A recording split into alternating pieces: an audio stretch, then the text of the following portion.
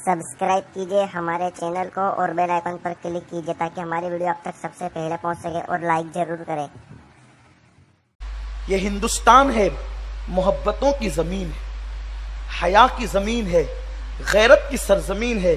इस सरजमीन का तकद्दुस बहाल करो।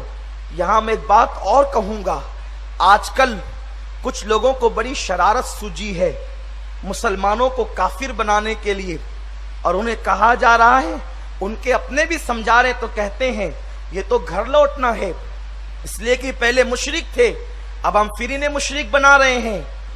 तुम्हें इतिहास पता नहीं है हिंदुस्तान का, तुम्हें तारीख पता नहीं है हिंदुस्तान की। हिंदुस्तान के अंदर सबसे पहला आने वाला मजहब इस्लाम है। अभी अरब को इस्लाम का नाम भी पता नहीं था, तब से हिंदुस्तान इस्लाम को जानता है। बड़ी जिम्मेदारी से अर्ज करूंगा, दुनिया के अंदर सबसे पहली अजान हिंदुस्तान में हुई है, दुनिया में पहली नमाज हिंदुस्तान में हुई है। हमारा मुल्क हिंदुस्तान बड़ा तकदीर वाला है। आपको अभी पता चलेगा, जो तारीख जानते हैं वो कभी नहीं कह सकते कि हिंदुस्तान में इस्लाम विदेशी मजहब है।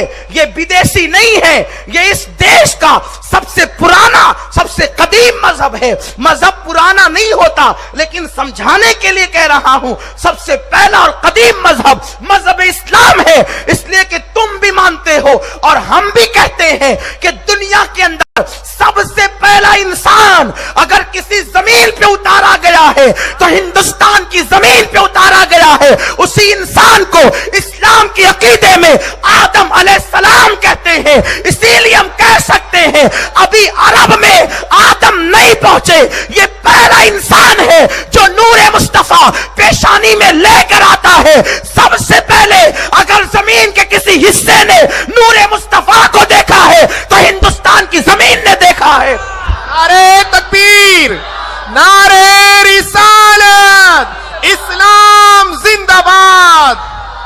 जश्न ईद मिलादुन नबी। आदम अलैहिस्सलाम जमीन पे आते हैं, जन्नत के अंदर उजाला ही उजाला था, यहां जमीन पे अंधेरा था।